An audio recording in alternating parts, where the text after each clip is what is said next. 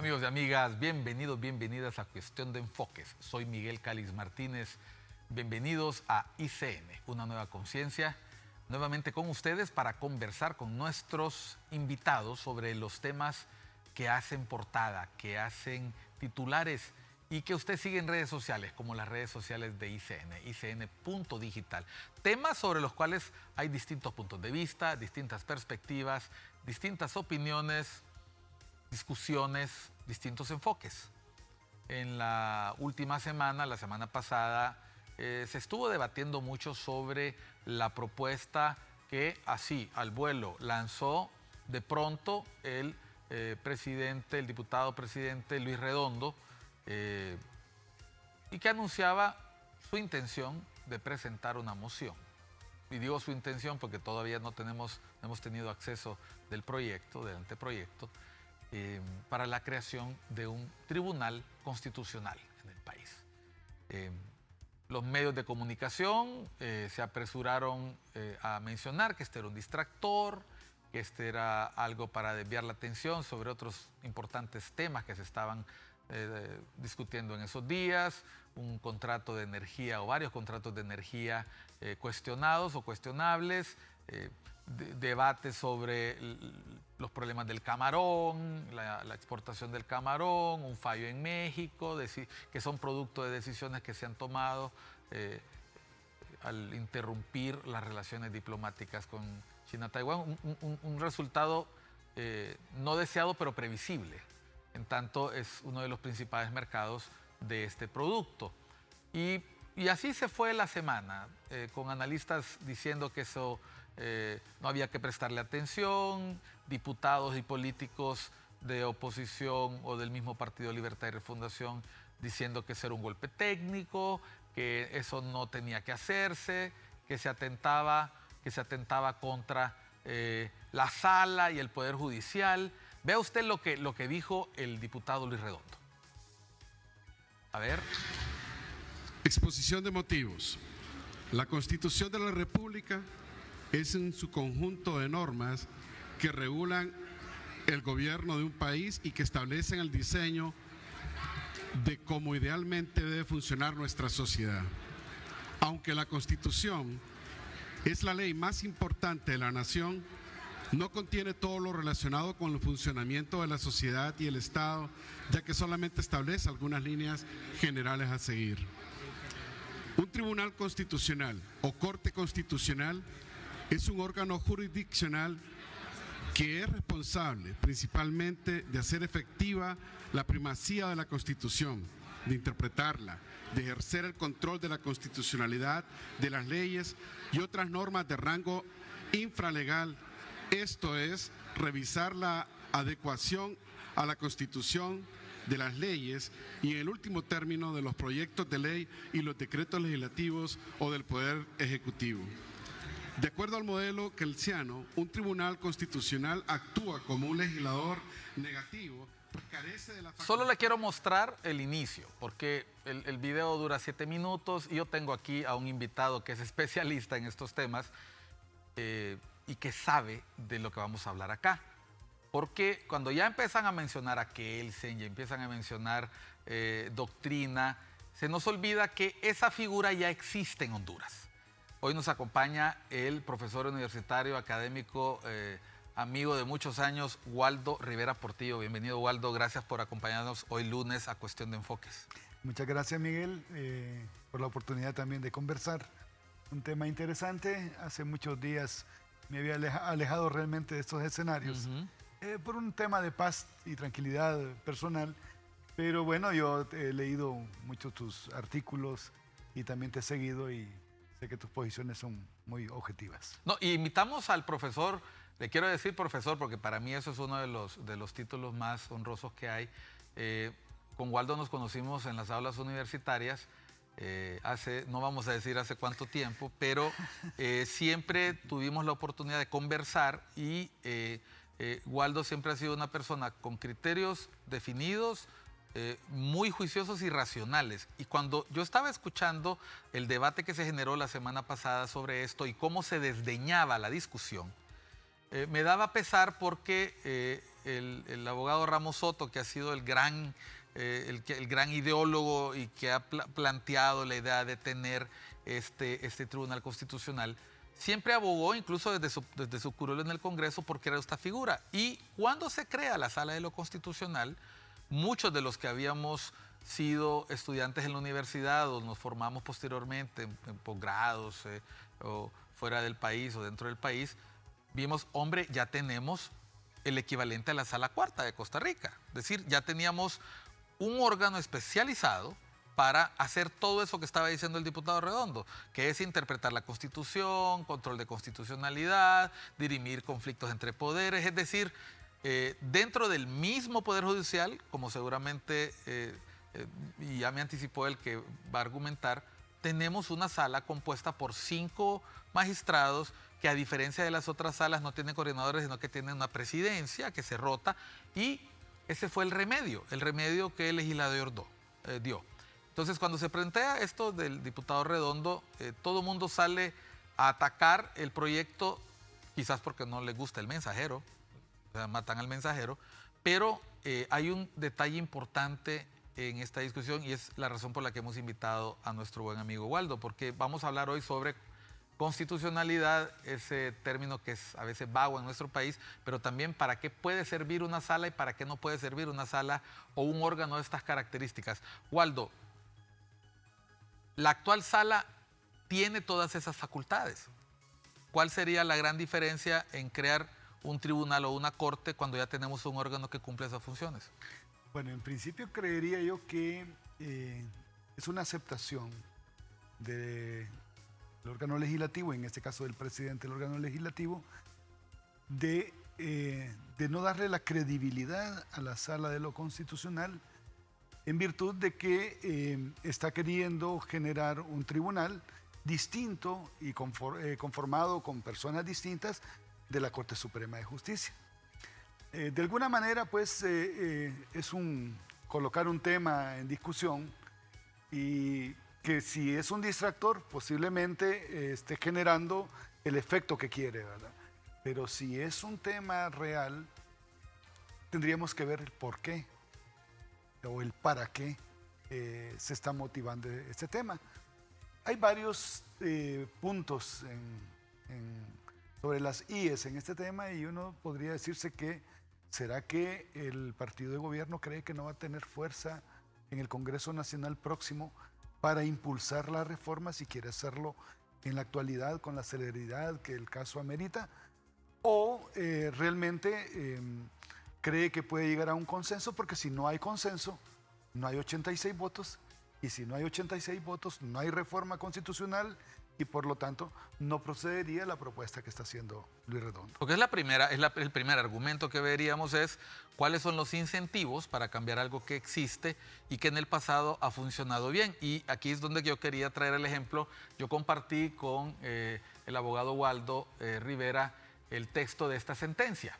Vea usted, en el año 2003, el entonces Comisionado Nacional de los Derechos Humanos, Ramón Custodio López, en paz descanse, presentó un recurso y vea usted que lo representó en ese recurso quien lo sucedió, Roberto Herrera Cáceres. Ese es un detalle interesante de la historia de este país. Y vamos a mencionar nombres que todavía están en boga, ¿no? El doctor Ramón Custodio presenta, vea usted el texto, una acción de inconstitucionalidad para que se declare, vea usted el texto en medio, la inconstitucionalidad de la reforma al artículo 218 constitucional que estaba contenido en el decreto legislativo 161/99 y ahí explica dónde en la Gaceta, que adicionaba un numeral al artículo 218 de la Constitución que incluía como facultades del Congreso que no podían ser vetadas, como la del presupuesto, como la disposición del Poder Ejecutivo y otra serie, y que no tenían obligatoriedad de ser publicadas ni sancionadas. Un numeral, el número 9, el artículo 218 constitucional, para otorgarle la facultad de interpretación de la Constitución al Congreso Nacional, ¿verdad? Y luego venía la justificación y en esta sentencia, pues vea usted, están los artículos violentados y luego se explica. Y después de varias páginas, y aquí le pediría producir, miren, ahí está el nombre del doctor Héctor Roberto Herrera Cáceres, que en ese momento ni se imaginaba que iba a suceder al doctor Ramón Custodio. Váyase al final, producción, porque este es un texto largo que vamos a publicar, vamos a pedirle a nuestros amigos de ICN que publiquen en su página. Si se va al final, vea usted cómo falló la sala. Era una sala nueva, era una sala que se estaba estrenando. Esa sala había sido elegida en el 2001, ¿verdad? Y vea usted, falla otorgando el recurso de inconstitucionalidad. En consecuencia, declara la inconstitucionalidad e inaplicabilidad del decreto legislativo 161/99, que estaba citado antes, y luego manda que se ponga en conocimiento el fallo, que se comunique la sentencia del Congreso y que se archiven las diligencias. Y por ahí, una de esas firmas, muéstrenme las firmas, creo que es la primera, si no me equivoco de arriba, es la firma de la magistrada Sonia Marlina Dubón, que era integrante de esa sala, creo que la presidía en ese momento. ¿Y por qué estamos mostrándole a ustedes esta sentencia? Porque después de esa sentencia, me lo aclaraba Waldo, ha corrido agua bajo el puente. Luego que esa sentencia se emitió, vea lo que hizo el Congreso. Muéstrenme, por favor, el texto del artículo. Y usted dirá, pero nos van a meter en temas de agua. No, quiero que usted se dé cuenta, no, el texto de la Constitución, producción. Las otras dos paginitas que les... Exacto. Vámonos al 218. ¿Qué era lo que había reformado? Vámonos hasta abajo. ¿Qué era lo que había reformado el Congreso? Vea usted, 218. No será necesaria la sanción ni el Poder Ejecutivo podrá poner el veto en casos y resoluciones siguientes. Y viene una serie de disposiciones. Vámonos a la siguiente página. Esta es la adición contra la cual, la siguiente página, esta es la adición, vaya hacia arriba, muéstrenos la parte superior. En las interpretaciones que se decreten, véalo usted ahí arriba, el 9, en las interpretaciones que se decretan en la Constitución de la República por el Congreso Nacional. En aquel momento generó mucho revuelo esta sentencia. Muestren ahora el pie de página. Este pie de página es interesantísimo porque nos muestra por qué el debate del diputado Redondo no debe ser tomado a la ligera. Dice, reformado por adición.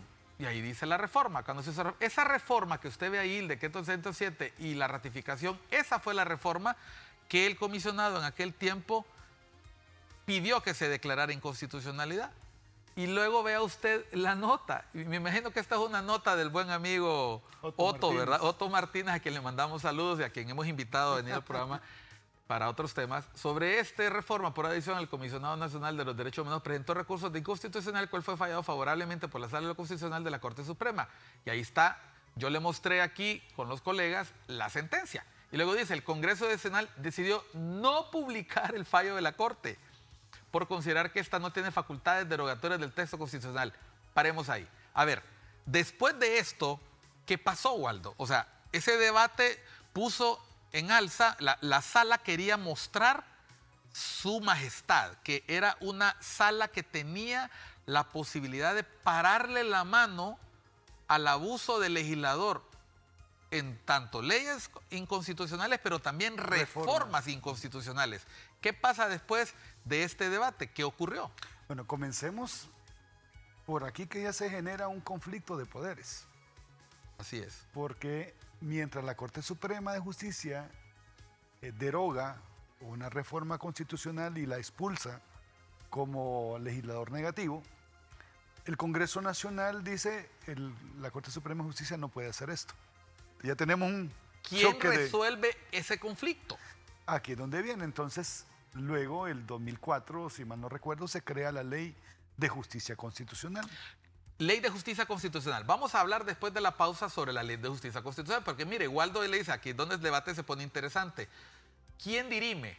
Pero el mismo Congreso, ese mismo Congreso dice, vamos a hacer una Ley de Justicia Constitucional y vamos a resolver esos problemas. Vamos a volver después de una pausa porque quiero que quede completo el segmento y que usted escuche al abogado Waldo Rivera, porque por esto es que es importante prestarle atención a lo que ha platicado el diputado Luis Redondo, porque no solo presenta la idea de cambiarle nombre, ponerle más miembros y posiblemente la composición actual, que es la que puede ser incómoda, sino que hay un detalle interesante y son las facultades de esa sala. Vamos a volver después de unos mensajes a Cuestión de Enfoques para que usted entienda por qué hemos perdido, entre comillas, el tiempo mostrándole papeles, porque el debate más interesante de este programa viene ahora. Ya volvemos.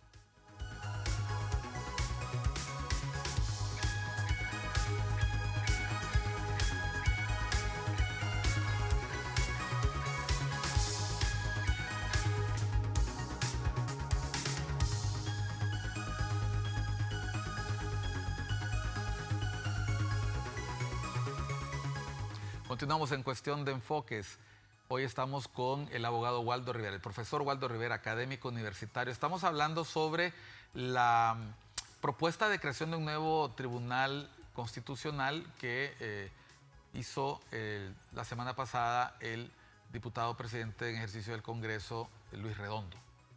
Antes de irnos a la pausa, les mostramos que allá por el 2003-2004, la sala era nueva, se empezaba a consolidar y tuvo su primer choque de poderes con el Poder Legislativo, porque el Poder Legislativo se había auto-otorgado, producto de la costumbre legislativa y de un Poder Judicial que no tenía independencia, se había dado la tarea de hacer interpretaciones constitucionales a trocha y mocha, algunas redundantes como la de los subsiguiente legislatura. Sí. Y otras realmente innecesarias como la de la nacionalidad, pero después del conflicto con la candidatura del expresidente Maduro, pero otras relevantes, porque la interpretación con respecto al fuero de justicia civil y militar sí fue importante en la historia de Honduras, ¿verdad? Totalmente, sí. Es decir, no es una facultad menor y la ejerció durante mucho tiempo el Poder Legislativo, aunque en estricto derecho constitucional eso le corresponde a los poderes judiciales. Tú decías que cuando se hace la ley de garantías constitucionales, ese es un gran cambio. ¿Por qué? Bueno, tenemos el primer traspié de la sala cuando emite la sentencia y luego el Congreso se opone a la publicación. La publicación es el último paso, requisito formal para que tome vida esa inconstitucionalidad. Y que todo el mundo la conozca. Y que no, esa es la idea, promulgarla, Publicidad. divulgarla para que exista ese conocimiento general de que ya esa reforma constitucional ya no es aplicable. Fue expulsada del ordenamiento jurídico. Se opone el Congreso Nacional. Pero ¿qué es lo que pasa? Un año después, el mismo Congreso Nacional crea la Ley de Justicia Constitucional y aquello que se había opuesto, donde se le derogaba la reforma, donde se acreditaba el Congreso Nacional de que era el intérprete de la Constitución, en el 2004, con la emisión de la Ley de Justicia Constitucional, le otorga esa facultad a la Corte Suprema de Justicia a través de la Sala de lo Constitucional. Es decir, acepta de alguna manera en forma legal, o sea, dándole forma de ley, que el último intérprete de la Constitución es la Sala de lo Constitucional. Entonces la pregunta es, y viene el conflicto, ¿qué está sobre la Ley de Justicia Constitucional? Pues obviamente que la Constitución. Y la Constitución sufrió una reforma que luego fue derogada y no fue publicada. Que queda vigente la Constitución o la Ley de Justicia Constitucional. El Congreso Nacional, al emitir la Ley de Justicia Constitucional, y este es un criterio muy particular, delega en la Sala de lo Constitucional la potestad de ser intérprete último de la Constitución. Y lo dice de forma expresa. Yo le pedí a la gente de producción que me mostrara, vamos con el 74 primero, antes que el 3, porque después vamos al tema de la competencia. Miren lo que acaba de decir el abogado Waldo. Artículo 74 de la Ley de Justicia Constitucional. Vea usted. Váyanse un poquito para arriba. Te dejo la lectura. Efectivamente, aquí vemos el control de constitucionalidad por la Sala de lo Constitucional en el artículo 74, que establece que únicamente la Corte Suprema de Justicia, por medio de la Sala de lo Constitucional, como intérprete último y definitivo de la Constitución en los casos concretos sometidos a su conocimiento, tiene la facultad originaria y exclusiva para conocer de la garantía de inconstitucionalidad conforme a los artículos 184 y siguientes de la Constitución. Pero cuando le atribuye Gracias, profesor. esta categoría de intérprete último de la Constitución, evidentemente esta norma, al no haber sido atacada por una acción de inconstitucionalidad diciendo que este artículo es contrario al artículo 218.9 de la Constitución. Que lo pudo haber hecho cualquier abogado, el Ministerio Público, Fiscalía de Defensa de la Constitución, la Procuraduría General de la República, aceptaron en esta ley que ese conflicto estaba, entre comillas, saldado. Estaba saldado porque le otorgaron esa categoría que casualmente en la sentencia se la quitaban al Congreso Nacional. Entonces, mientras esta ley de justicia constitucional no haya sido atacada pensando en que ofendía la Constitución, tiene una presunción de constitucionalidad y por lo tanto el intérprete último de la Constitución sigue siendo la Sala de lo Constitucional y no el Congreso Nacional. Waldo, pero el artículo sigue en la Constitución. Sigue en la Constitución, pero ellos mismos hicieron una derogación tácita y no han atacado por vía de inconstitucionalidad el artículo. Entonces la pregunta es, ¿hay dualidad de funciones?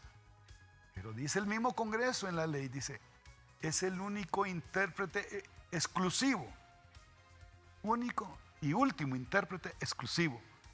No dice después del Congreso Nacional, sino que ellos mismos le delegan la potestad y no ha sido, como te digo, atacada por ofender la Constitución. Entonces la ley es vigente y aceptaron prácticamente la sentencia, que lo único que le faltó fue la publicidad correspondiente. Ok, ahora quiero que usted entienda por qué nosotros estamos diciendo que el debate no se ha acabado, porque aunque pareciera una discusión baladí, como se le suele decir, o una discusión que no tiene mayor sentido, sí lo tiene, porque ¿qué pasaría si volvemos a caer en una situación parecida a la del candidato Elvin Santos o la del candidato Maduro? ¿Quién tendría que resolver el conflicto? Vea entonces usted el artículo 3 de esta ley de justicia constitucional. En el artículo 3 le otorga a esta sala, perdón, a la ley, el conocimiento, y esto es a la sala directamente, sí, el conocimiento de los conflictos de competencia entre los poderes del Estado. Entre estos y el Tribunal Supremo Electoral, de los conflictos de competencia o atribuciones de municipalidades, y luego vienen los otros cargos. Es decir, si tuviéramos otra vez un conflicto sobre a quién le toca interpretar la Constitución, que por cierto necesita 86 votos en la costumbre constitucional hondureña, ¿verdad? Es una regla, sí. Es una regla. Entonces, sería la sala la que diría, nos toca a nosotros. Totalmente, porque la vigencia de esta ley no ha sido cuestionada. Ni por el Congreso, ni por el anterior, ni por el Ministerio Público, ni por la Fiscalía de lo Constitucional. Por lo tanto, la Sala de lo Constitucional ha asumido ese rol que en la mayoría de los países del mundo la tiene la Sala o el Tribunal Constitucional, de interpretar o de ser el último intérprete de la Constitución de la República, lo que va en consonancia con la Ley de Justicia Constitucional. Evidentemente, cuando el Congreso Nacional se quiso arrogar esta atribución, y se la arrogó porque hizo una reforma que presumo que fue ratificada también, se estaba atribuyendo un elemento de carácter jurídico-político, pero que corresponde en la mayoría de los países del mundo a la Corte Suprema de Justicia. ¿Por qué no crees tú que intervino la Sala de lo Constitucional para resolver el conflicto interno en el Congreso Nacional con la elección de 2 juntas directivas? Se invocaron varios recursos, entiendo yo, uno de amparo o 2 de amparo, y no sé si alguien se atrevió a interponer una de inconstitucionalidad, pero hay que separar, porque la inconstitucionalidad ataca a una ley, la vigencia de una ley que atenta contra la Constitución de la República, mientras que el amparo lo que busca es restituir los derechos, libertades y garantías que tiene una persona En este caso, la sala no se atrevió por temas políticos, porque el Tribunal Constitucional y la Sala Constitucional, como se le quiera llamar y como esté constituido en cada uno de los estados, es un tribunal político por excelencia que trata de hacer justicia política. Ese es el tema que yo quería escucharte. ¿Por qué no opinar sobre un tema y por qué opinar sobre otro? Entonces, en este caso, sabemos que era una corte que ya se iba, que era una sala que había sido cuestionada por el tema de la reelección, había una serie de valoraciones interesantes por ahí, pero el tema es no olvidar que la Sala de lo Constitucional no es un simple tribunal, eso es lo que tú has mencionado, tiene un carácter político importante y eso hace entender a usted por qué recientemente había tanto debate sobre quién la presidía. Porque decidir que las primeras dos personas que la coordinaran fueran la magistrada Sonia Marlina y Wagner Vallecillo y no el diputado Luis Padilla, es relevante porque estos magistrado, como se rota, solamente si se sigue ese orden, solamente la magistrada Dubón y el magistrado Vallecillo pueden repetir coordinación. Y el otro elemento, ¿y cuál es la importancia de ser coordinador o no coordinador? Es el que permite que ingrese un recurso a ser dirimido en la sala. De la misma forma en que el diputado, el presidente se arrogó la posibilidad de ingresar o no a discusión la renuncia de Nasralla. Por ejemplo, y con todas las aristas que implique esto, evidentemente ese es el poder que se pelea. El poder ingresar a discutir o a dirimir una acción de amparo, de inconstitucionalidad, porque los intereses políticos se juegan en un ajedrez al interno. Entonces, volviendo a las facultades, en el 76 de esta ley, le pido a producción que lo muestre, vea usted en el artículo 76 con respecto a la interpretación lo que dice este artículo, el artículo 76.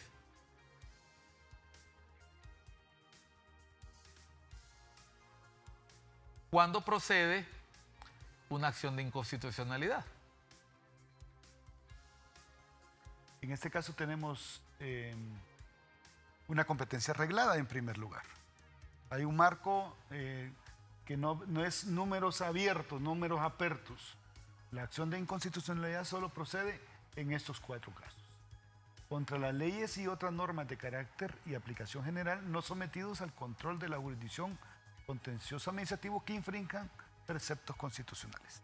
¿De qué? Que ofende o que choca con la Constitución de la República.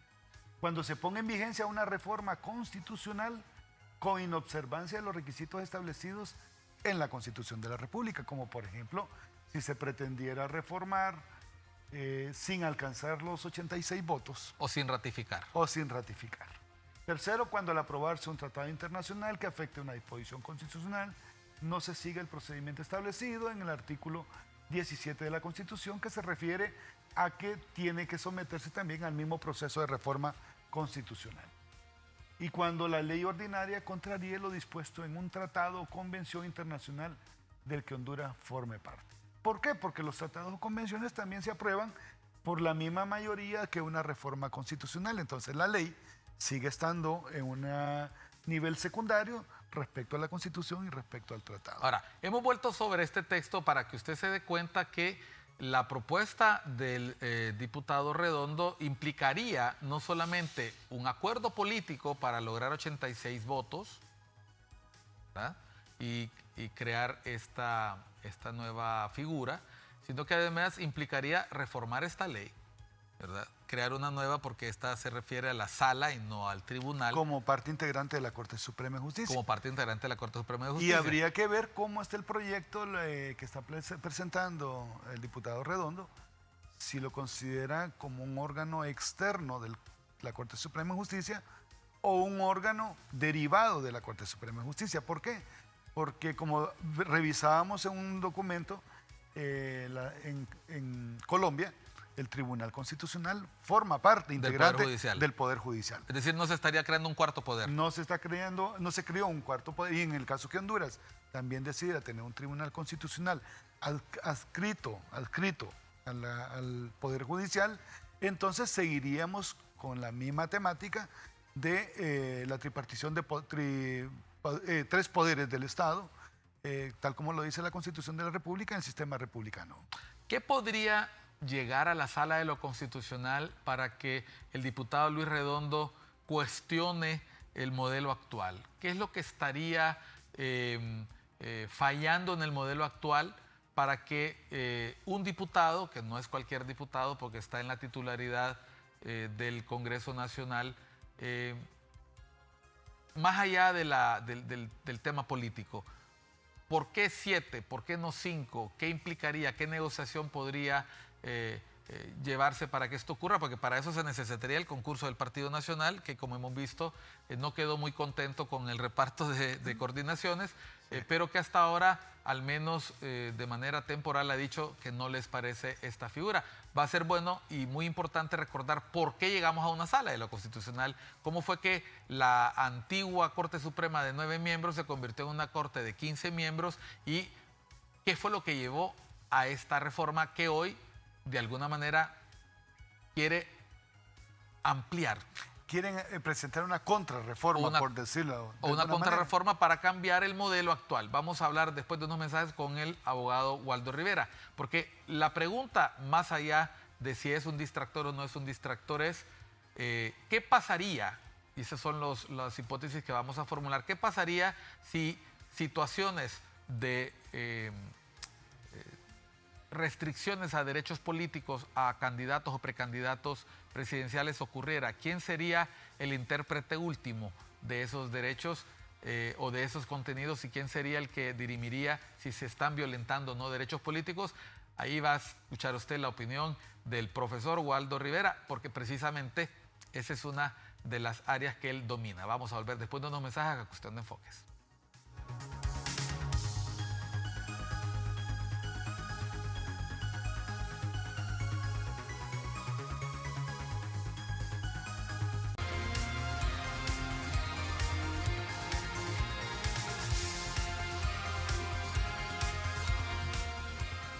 Continuamos en Cuestión de Enfoques. Estamos hablando sobre la iniciativa del diputado Luis Redondo para crear un tribunal constitucional. Y usted dirá, y seguimos hablando de ese tema. Lo que pasa es que estamos dándole una perspectiva diferente porque hay algunas competencias de la Sala de lo Constitucional que pueden ser interesantes de cara al próximo proceso electoral. Nos acompaña el profesor, el abogado Waldo Rivera. Hemos estado hablando en los primeros 2 segmentos sobre el contenido de la Constitución, una sentencia histórica del 2004 que el Congreso se negó a publicar. Quiero centrarme en ese detalle. El Congreso se negó a publicar. Y lo digo porque eso pasa con frecuencia en este país.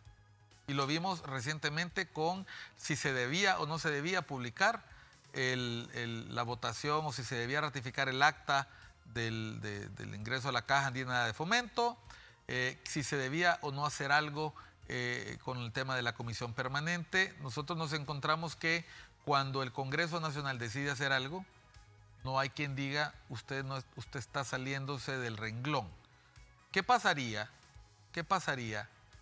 después de que hemos escuchado al diputado Redondo su insistencia en que el ingeniero Narrala, ex designado presidencial, no puede ser candidato? ¿Qué pasaría si el ingeniero Narrala finalmente salva los escollos y se logra inscribir? Bueno, ¿quién puede impugnar? De hecho, cuando Juan Orlando se inscribe en su tema de reelección, nosotros impugnamos como un grupo de ciudadanos que considerábamos que la sentencia de la sala que lo habilitaba realmente no debería tener aplicación en virtud de que ser contraria a la Constitución de la República. Gracias, Waldo, por mencionar un detalle que también me hizo pensar por qué pedirle a Waldo que viniera, porque Waldo ya ha ejercido ese tipo de acciones. Sí. Entonces, ¿qué pasa? Bueno, la pregunta es, ¿por qué Salvador Narrala no podría ser candidato? Hay varias aristas. Si dice, no, que fue designado presidencial y que fue a representar a Honduras en ejercicio de ser designado, creo no sé si fue en la toma de posición de Colombia. ¿No? La verdad que el ejercicio de la presidencia de la República es un ejercicio de administración, además de representación. pero no se refiere a un acto protocolario particularmente, y ese es un criterio mío, por lo que yo no considero que Salvador Narrala esté inhabilitado como tal para poder aspirar a un cargo de presidente. O sea, ¿tú no crees que él haya ejercido la presidencia, que es el factor inhabilitante? Sí, para mí no la ejerció, sino que fue un acto de protocolario donde no tomó decisiones, donde no firmó ningún documento, donde solo fue un acto de presencia y de hecho pudo haber mandado al canciller también. Y es un acto meramente protocolario y para mí no es un ejercicio de la presidencia. Cuando hablamos de ejercicio de la presidencia se da en ausencia la presidenta de la República un mes, 2 meses. Como los secretarios de Estado por ley. Por ejemplo. Que quedan con firma y asumen funciones. Asumen funciones y toman decisiones. Entonces, bueno, una controversia que también se arrogó el diputado Luis Redondo cuando no tiene la potestad de negarle el ejercicio de intentar inscribirse en el Tribunal Supremo Electoral a Salvador Narrala, porque simplemente él no es el órgano político que debe decidir. Que no ha llegado ese momento todavía. No ha llegado ese momento y no tiene cómo decidir o por qué decidir sobre una competencia que no le corresponde. Pero no quiso aceptar que ingresara su solicitud de renuncia. Sí, tuvo que modificarla y eso fue de repente para no sentirse en una contradicción. Hubo, me imagino, un acuerdo, vamos a hacer esta modificación en la renuncia para darle paso. O sea, en el fondo estaba siempre en contra de la renuncia, pero como se le cambió la motivación, la justificación, entonces ahí sí, porque no estaba declarando, palabras del diputado Redondo, su intención de violar la Constitución. Sí, entonces, ahorita me recuerdo que miré una publicidad de un medio de comunicación que el diputado Luis Redondo dijo que el Tribunal de Justicia Constitucional se creaba para que no se violara la Constitución. Y entonces recién enviaba un tuit yo de que cada funcionario juró respetar y hacer que se respete la Constitución y las leyes. No bastaría ese juramento si tuviéramos institucionalidad, si los políticos tuvieran recato. Porque ¿qué es lo que ha pasado? Y volviendo al tema de esta parte, en el conflicto entre el Congreso y la Corte, cuando no lo quiso publicar, ¿qué debió haber hecho la Corte? Ordenarlo a un tribunal, en este caso, conformar un tribunal para conocer del delito de desacato por parte del funcionario. ¿Y quién representaba al Congreso Nacional? El presidente. En ese tiempo, Porfirio Lobo Sosa. Tenía que llevarlo por desacato por no publicar una orden judicial, que fue lo mismo que incurrió Mel Zelaya cuando le dijeron no practiquen la cuarta urna, y que después le llamó encuesta y todavía le mandaron otra orden judicial.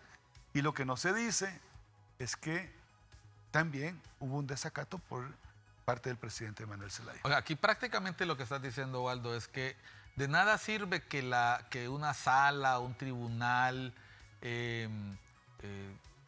emita un fallo si finalmente no termina de... O sea, matan al tigre, le tienen miedo al cuero. Es decir, si un funcionario se excedió en el ejercicio de sus facultades, lo que corresponde es procesarlo. Punto. Y así vamos a sentar precedentes. Y así vamos a recuperar institucionalidad. Y así vamos a recuperar supremacía constitucional. Y así vamos a recuperar principio de legalidad. Y Estado de Derecho. El diputado Luis Redondo se negó a que se diera curso y trámite a una solicitud amparada en el derecho de petición que tiene un ciudadano, que en ese caso estaba ejerciendo el cargo de designado presidencial, y se negó a darle trámite, y fue un hecho de público conocimiento. Debió el Ministerio Público iniciar de oficio, o la situación queda superada cuando se le da trámite a la segunda solicitud. Bueno, hubo rápidamente una rectificación a través de la segunda solicitud, y en todo caso, si no hubiese existido, debió Salvador Narrala interponer una denuncia por violación de sus derechos ciudadanos. Simplemente la pregunta es, ¿tengo derecho o no tengo derecho a renunciar? Las justificaciones, pues también le establece la Constitución que debe ser en base a justificaciones particulares, pero no es una atribución del Congreso, del presidente del Congreso Nacional, decir que esa renuncia viola la Constitución. Para eso existe el Pleno del Congreso Nacional, quien tenía que decidir si la aceptaba o no la aceptaba. No ocurrió al final, pero ¿qué hubiera pasado si el Congreso Nacional, mayoría simple, se niega a aceptarle la renuncia al ingeniero Narrala? ¿Hubiéramos estado en un caso que ameritaba la posibilidad de un amparo? Esa es una posibilidad, porque obviamente... No ocurrió al final. No ocurrió, pero es una transgresión del derecho político. Y casualmente el amparo lo que trata es de evitar o de restituir los derechos y garantías, libertades políticas y civiles de cualquier ciudadano. Entonces si hubiese ocurrido, pudo irse en amparo. Hace un rato mencionabas que este tipo de órganos, cortes de constitucionalidad, tribunales constitucionales, tribunales de garantías constitucionales, salas constitucionales, salas cuartas, son órganos no solamente jurisdiccionales, sino de naturaleza política. Hablemos de las oportunidades que la sala ha mostrado ese carácter. Por ejemplo, en algún momento el Tribunal Supremo Electoral decide desafiliar, desinscribir a varios partidos políticos porque no habían logrado el umbral electoral y no habían logrado que ningún diputado a nivel nacional, que es lo que mandaba la ley electoral y de organizaciones políticas. La sala da marcha atrás a esa decisión. San Luis, el Tribunal Supremo Electoral decide que el sorteo que habían hecho con una moneda era válido porque la ley decía que podía sortearse. Canta victoria el alcalde, pero el perdedor, que había aceptado las reglas de la sala y que había validado, legitimado el tribunal, se va en amparo a la sala de lo constitucional y le dan vuelta al resultado, que al final no sirvió de nada porque siempre perdió en las elecciones que se repitieron. Pero si tú te fijas ahí, nos damos cuenta que aunque se llamaba Tribunal Supremo Electoral, no era supremo, porque siempre, y hasta el día de hoy en el modelo que tenemos, la sala puede revertir vía amparo una serie de decisiones. ¿Tú piensas que en esos casos la sala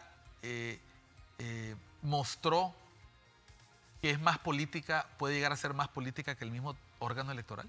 Bueno, yo creería que lleva los dos componentes. El jurídico, cuando observa que hay una violación de un derecho personal, como el derecho político, el ejercicio del sufragio, el derecho a ser electo, pero también lleva un componente político porque a pesar de que esto debió de dirimirse, y así fue en el Tribunal Supremo Electoral, le toca a la sala decidir sobre un elemento que es un componente político del Estado de Derecho propiamente dicho. Entonces, aquí es donde decimos que lo jurídico se vuelve político, pero lo político también necesita la juridicidad para poder darle vida a las decisiones de la sala.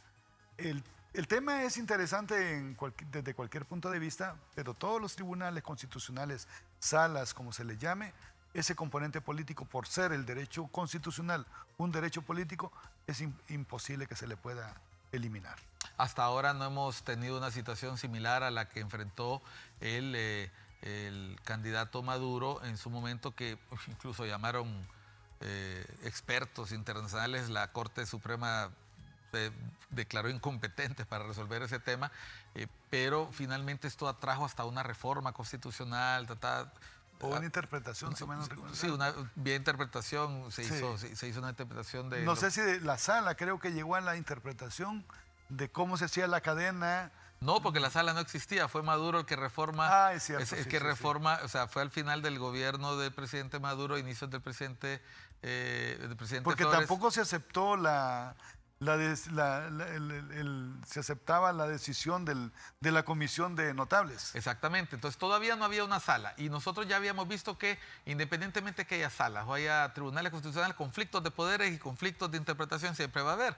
Ahora, ¿cuándo ocurrió lo de Elvin Santos? Y tú te acuerdas muy bien, se generó el mismo debate. O sea, él renuncia, pero luego no se le permite inscribirse.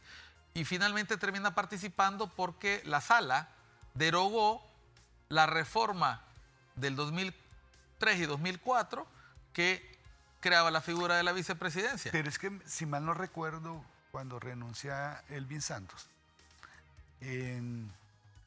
me parece que la Constitución tenía, o no sé si era la ley electoral, que lo inhabilitaban por 10 años. Si él renunciaba. Si él renunciaba. a un cargo de elección popular, sin justificación.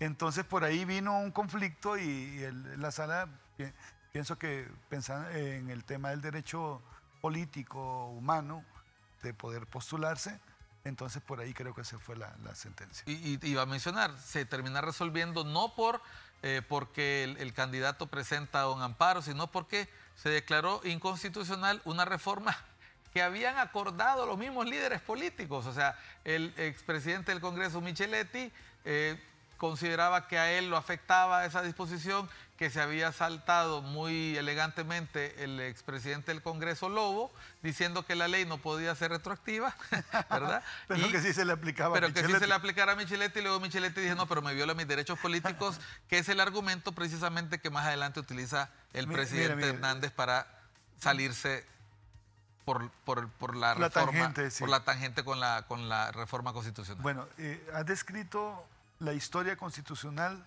de la vida democrática del 82 para acá, de Honduras. Los intereses personales, políticos, de círculos económicos han prevalecido.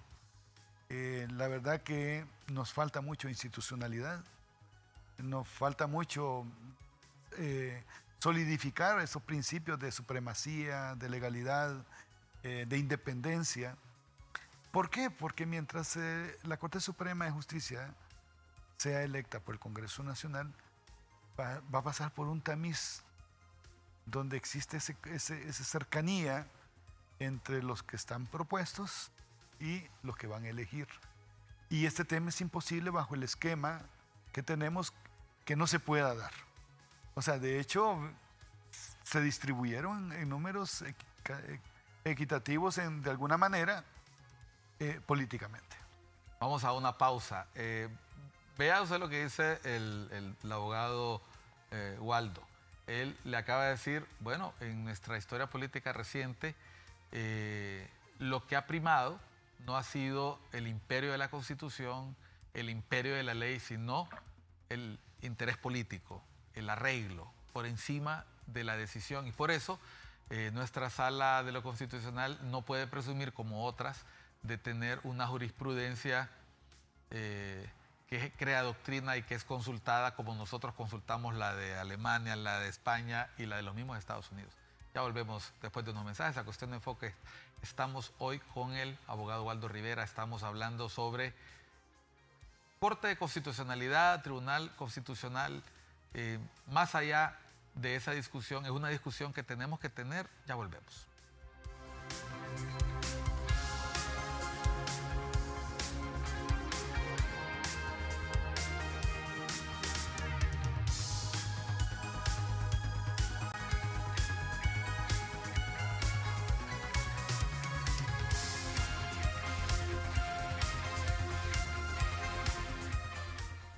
Estamos en el segmento final de Cuestión de Enfoques con el abogado Waldo Rivera Portillo, profesor universitario, abogado del Foro Hondureño. Waldo, quiero volver al inicio para enrumbarnos al final. De todas esas facultades destacan, obviamente, la defensa de derechos, ¿verdad? Control de constitucionalidad, pero también dirimir conflictos de poderes. Esos tres perfectamente pueden salir a la palestra en los próximos meses, las tres facultades, si en algún momento se concretara la intención o por lo menos el deseo manifiesto del presidente del Congreso de impedir la participación de uno de los ya anunciados candidatos a la presidencia, porque finalmente quedaría el debate, ¿quién tiene la última palabra? En tu opinión, ya la has expresado, la ley de garantías constitucionales es la demostración tácita, o más bien yo diría expresa del legislador de que no se fijen en lo que dice la Constitución porque ya le dimos la facultad de intérprete último a la sala. Pero ¿qué pasaría si un diputado dice no, ese artículo, esa facultad del 218.9 todavía está vigente? Obviamente que generaría una crisis por una resolución de la Corte Suprema, por ejemplo, de la sala que amparara al candidato para que sea inscrito y luego una interpretación del Congreso Nacional que contraríe lo que resuelva la sala vía amparo. ¿Con cuántos votos se hace una interpretación? Fíjate que en este punto yo no estoy muy seguro porque no lo dice claramente la Constitución. La interpretación de la ley, Es mayoría una simple simple. mayoría. Pero si implica una interpretación de la Constitución, debería ser una mayoría calificada. Pero no está expresamente mencionado. No está expresamente y yo aquí te mencionado. voy a decir una barbaridad que escuché por ahí en los pasillos, porque tú me decías en la pausa que caminamos imaginándonos cuáles pueden ser las decisiones de nuestros tribunales supremos porque no hay jurisprudencia escrita, sistematizada, etcétera. Ajá, yo escuché alguna vez a un bárbaro, porque no puedo decir otra cosa, decir que el Congreso tenía la facultad de interpretar la Constitución porque tiene la facultad de interpretar las leyes y la Constitución es la ley máxima. Bueno, tendríamos que mandarlo a recibir clases de Derecho Constitucional. Lo que hemos pasado por las aulas, sabemos que hay una pirámide, la que denominamos pirámide kelseniana. Que era con lo que empezó su plática el diputado Redondo. Correcto. Donde la Constitución está en la cúspide y que luego vienen las normas secundarias a las que nos denominamos leyes. Es cierto, se le dice la ley suprema, la norma suprema, pero es una forma de referirse en forma majestuosa frente a la norma constitucional. Entonces, definitivamente el diputado sí está equivocado, no se puede interpretar la Constitución como se interpreta una ley secundaria. Y entonces volvemos al tema de la Ley de Justicia Constitucional, o el Congreso, que una norma le dice, mire, usted es el intérprete último y exclusivo de la Constitución, no de la ley, de la Constitución de la República. Entonces, acepta en forma tácita, diría yo, de la sentencia y la convalida de manera expresa mediante la Ley de Justicia Constitucional. Entonces, en ese contexto, para mí, el conflicto que se pueda generar siempre, si es de tipo jurídico-político, va a ser la Corte Suprema de Justicia la que debería prevalecer. Aunque no se haya publicado aquella sentencia de 2004, ¿para ti el efecto de esa sentencia sigue siendo válido? El efecto dictado por la sentencia es remachado o diríamos ratificado con la norma de la Ley de Justicia Constitucional que le da vida a la interpretación. Es decir, que los miembros de la Sala de lo Constitucional de esa época, que todavía sigue ahí, mencionamos la magistrada Sonia Marlina Dubón, el comisionado nacional de Derechos Humanos Ramón Custodio en paz descanse, y su representante, su apoderado Roberto Herrero Cáceres, ganaron el juicio de la historia.